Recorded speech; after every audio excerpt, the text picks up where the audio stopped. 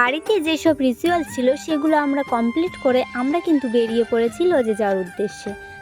আর lodge মানেই তো জানো, সব কিছু নিয়ে যেতে হবে লজে। যেমন ধরো বিয়ের ঘর, মুকুট, তারপর বরণডালা, এমনকি যত সব আসবাবপত্র সবই নিয়ে যেতে হবে। কারণ অনেক নিয়ম আছে যে বিয়ে বাড়ি থেকে মানে মেয়ের বাড়ি থেকে ছেলের বাড়ি পাঠাতে হয় মেয়ের সঙ্গে। যার জন্য আমরা যতটা পেরেছি আমরা কিন্তু নিয়ে পৌঁছে গেছি লজে। আর এই লজেই আমার বিয়ে। কাকা আর কাকিমা কিছু কেনাকাটির জন্য বাইরে চলে গেল, তো দিদি তোমাদের এই লজটা ঘুরিয়ে দেখাচ্ছে। আমি কিন্তু এখানেই লজের মধ্যেই আছি, কারণ আমার তো সাজগোজটা কমপ্লিট করতে হবে, কারণ আমার গোধূলি লগনে বিয়ে। আর তাড়াতাড়ি যদি আমি সাজতে না বসি তাহলে তো আমি টাইমই পাবো না, তখন তো আরেকটা সমস্যা, সবাই তো আমার উপরই রাগারাগি করবে।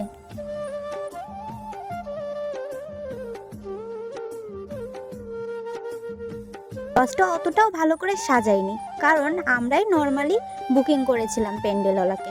তবে কি জানো তো, আমরা এতটাও নর্মাল বলিনি, মানে একটু নর্মাল হবে। আমরা যেভাবে দেখিয়ে দিয়েছিলাম উনি সেভাবে একদমই করেনি। সারাদিন ব্যস্ততার কারণে লজে আর আসাও হয়নি। বাবা অবশ্য এসেছে, কিন্তু বাবা তো আর জানে না আমরা কিভাবে বলেছি। এখন দেখে তো ভাবছি কিরকম ভাবে করেছে, কিন্তু কিছু তো আর করার নেই। এখন তো আর টাইমও নেই যে নতুন করে আবার সাজানোর। তবে বিয়ের শেষে ওনাকে আমরা বলেছিলাম, আপনার সঙ্গে তো এরকম কথা হয়নি, তাহলে কেন আপনি এরকম ভাবে লজটা আর কোণে বসার জায়গাটা এইভাবে সাজালেন? কিছু তো আর করার নেই বলো। দেখো, দেখতে দেখতে আমি কিন্তু রেডি হয়ে গেছি, ওদিকে অনেক গেস্ট চলেও এসেছে। আমার সাজ তো কমপ্লিট হয়ে গেছে, কিন্তু দিদির সাজ কমপ্লিট হয়নি, কারণ ও তো এদিক ওদিক ঘুরছিল। ওর তো অনেক কাজ করছিল, মাঝে মধ্যে আমাকে একটু ভিডিও ধরে দিচ্ছিল, তাই তো দিদি রেডি হতে টাইম লেগেছে। তারপর আমি একটু দিদির খোপাটা করে দিয়েছিলাম। তো তোমরা কিন্তু কমেন্টে জানিও কোনের সাজে আমাকে কেমন লাগছে। আর জানো তো, আমি মেকআপ আর্টিস্টকে বলিনি, কারণ মেকআপ আর্টিস্টকে বললে 5,000 টাকা 10,000 টাকা হামেশাই নিয়ে চলে যেত। তার থেকে আমি 5,000 10,000 টাকা দিয়ে কিছু যদি প্রোডাক্ট কিনে রাখি তাহলে আমার 1 বছর হামেশা চলে যাবে। এই জন্য আমি আর মেকআপ আর্টিস্টকে বলিনি। সাজের জিনিসগুলো নিজেই কিনে নিয়েছিলাম, আর নিজেই যতটা পেরেছি সেজেছি।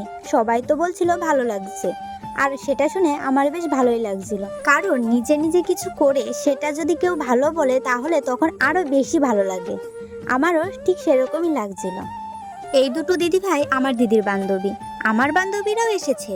তোমাদের আস্তে আস্তে সবাইকে দেখাবো আর সবার সঙ্গে পরিচয় করিয়ে দেব।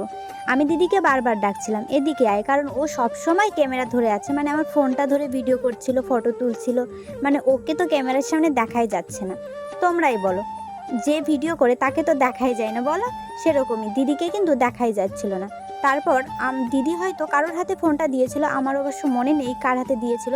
তো দিয়ে একটুখানি দিদি আমার সঙ্গে আসলো, তারপর মা বাবাকে ডেকে আনা হলো। এখন যদি ফটো না তোলে তাহলে কিছুক্ষণের মধ্যে বর চলে আসবে, তখন তো আর ফটো তোলাই হবে না। তারপর আমরা কিছু ফ্যামিলি ফটো তুলে নিলাম। তোমরা অনেকেই কমেন্ট করবে আর করছো যে তোমার দিদিকে কেন দেখা যাচ্ছে না। তোমাদের মনে অনেক ভাবনা চিন্তা যে আমার দিদিকে কেন দেখা যাচ্ছে না, আমার দিদি হয়তো এই বিয়েতে আসেনি, অনেক কিছু, মানে অনেক উল্টোপাল্টা কমেন্ট করছো। তোমরা অনেকেই বলছো যে দিদির আগে তুমি কেন বিয়ে করলে। আচ্ছা, সবার বিয়ে তো আর এক টাইমে থাকে না। আমার বিয়ে আগে লেখা আছে, তাই আমার বিয়ে আগে হয়েছে। সেটা নিয়ে কি তোমাদের কথা বলা খুবই দরকার? হ্যাঁ, অনেকেই এরকম কোশ্চেন করছো, সবাই কিন্তু করছো না। আমার বিয়ের ব্যাপারে জানতে পেরে অনেকে অনেক কমেন্ট করছো, দিদির আগে কেন বিয়ে করছো, তোমার দিদিকে রেখে কেন বিয়ে করছো। তোমাদের কথা শুনে মনে হচ্ছে আমি বিয়ে করেছি বলে আমার দিদির আর বিয়ে হবে না। তোমরা কি আগেকার যুগে পড়ে আছো? কার কখন বিধিলিপি লেখা থাকে কেউ কি জানে? আর আরেকটা কথা, আমার দিদি এখন বিয়েই করবে না। যখন বিয়ে করার টাইম আসবে তোমরা ঠিক দেখতেই পাবে। তার জন্য এত টেনশন না করলেও হবে। আমি কিন্তু সবাইকে বলছি না, আমি অনেকের কমেন্ট দেখি, অবশ্য কমেন্টে রিপ্লাই করি না, কিন্তু কিছু মানুষের কমেন্ট দেখলে আমার সত্যি মনটা ভালো হয়ে যায়। আর কিছু মানুষের কমেন্ট দেখলে আমার মনটা একেবারেই খারাপ হয়ে যায়। তার জন্য তো আমি কাউকে রিপ্লাই করি না। যাই হোক, বাদ দিয়ে এই সমস্ত কথা। আমার বা সাইডে যে দাঁড়িয়ে আছে উনি আমার বৌদি, আর পাশে যে লোকটা দাঁড়িয়ে আছে উনি আমার দাদা, মানে আমি ওই দাদার কাছে টিউশনি করি। আর আমার ডান দিকে যারা দাঁড়িয়ে আছে তারা আমার বান্ধবী। আর দেখতে পাচ্ছ পিছনে দুজন, ওরা আমার বন্ধু। যাই হোক, ওরা কিন্তু আসার পর আমি কিছু ফটো তুলে নিয়েছিলাম। আর জানো তো, বিয়েতে অনেকে এসেছিল, আমি না কারোর সঙ্গেই দেখা করতে পারিনি ঠিকঠাক করে। কে কখন এসেছে বুঝতেই পারিনি। এদিকে আমার ঠাম্মা পাশে দাঁড়িয়ে আছে, দিদি পিসি সবাই আমার সঙ্গে কিন্তু ফটো তুলে নিয়েছে, কিন্তু আমার না মনেই নেই কখন ফটো তোলা হয়েছে। তারপর ফটো তুলতে তুলতে আমি কিন্তু নিজে সিঙ্গেল ফটো বেশি তুলতেই পারিনি, কারণ ফটো তুলতে তুলতেই শুনি বর চলে এসেছে। আর সেই জন্য সবাই বাইরে চলে গেছিলো। আর আমিও না, আমার ইচ্ছা ছিল যে ব্যালকনিতে দাঁড়িয়ে একটা ভিডিও বানাবো। শুধু আমার না, আমার বরেরও কিন্তু ইচ্ছা ছিল যে তুমি এরকম করে একটা ভিডিও বানাবা আমি যখন ঢুকবো তখন। তো আমার ইচ্ছা তো আছেই, সঙ্গে যদি আমার বরের ইচ্ছাও সেম টু সেম হয় তাহলে ইচ্ছা তো আরও বেশিই বেড়ে যায়, বলো। আর ইচ্ছা পূরণ করার জন্য আমরা তো ব্যালকনিতে চলেই গেছি। আমি তো ঠিকঠাক পারছিলামই না, দিদি তো বারে বারে আমাকে বলে দিচ্ছিল এইভাবে কর ওইভাবে কর। তো দিদি কিন্তু আমার সব রকম ভিডিও ধরে দিয়েছিল। আর দেখতে পাচ্ছ আমি কিন্তু সেই নাচ দিচ্ছি। তোমরা অনেকেই ভাবছো যে নিজের বিয়েতে নাচ করছে, কি নির্লজ্জ মেয়ে। সত্যি বলতে বিয়ে তো একবারই করব, একটু নির্লজ্জ হয়ে নয় নাচটা করেই নিলাম, আর স্মৃতিগুলো তো থেকেই গেল। এদিকে বর ঢুকছে আর আমরা এদিকে ভিডিও করতে ব্যস্ত। জানো তো, যেদিন আমার বিয়ে হয়েছে সেদিন ছিল ফিরে রথ, মানে রথের লাস্ট দিন।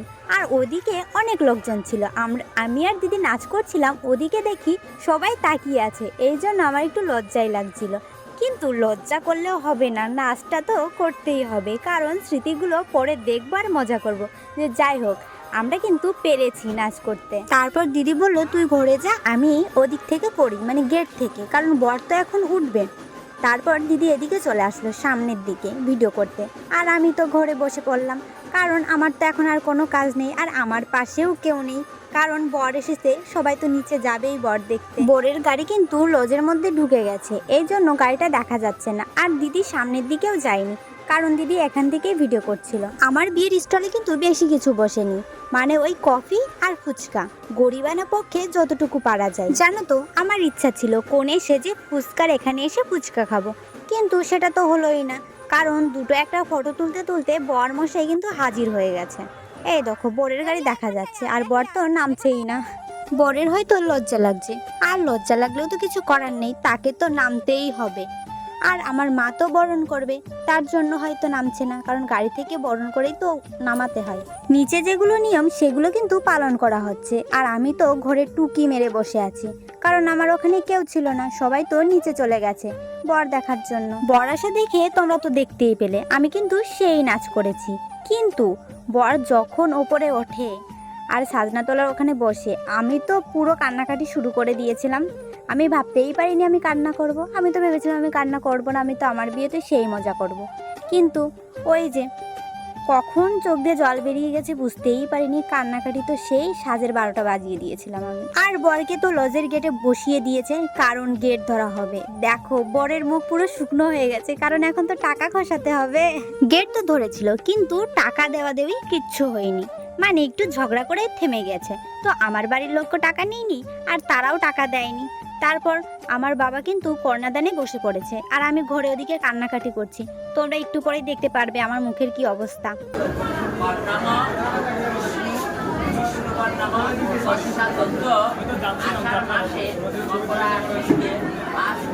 দেখো আমার মুখখানে একটু ভালো করে দেখো, আমার মুখ তো পুরো শুকনো হয়ে গেছে, কারণ আমি কান্নাকাটি করেছি। আর এদিকে পরের বাড়ি থেকে লোকজন আসছে, আর আমি ভ্যাও ভ্যাও করে কান্না করছিলাম। দেখেছো আমার মুখে কিন্তু একটু হাসি নেই। হ্যাঁ, একটু পরে অবশ্য হাসি চলে আসবে, কারণ আমি বেশিক্ষণ মুখ বেজার করে থাকতে পারি না। তো যাই হোক, বিয়ের নেক্সট ভিডিও খুব জলদি আসছে, তো বাই।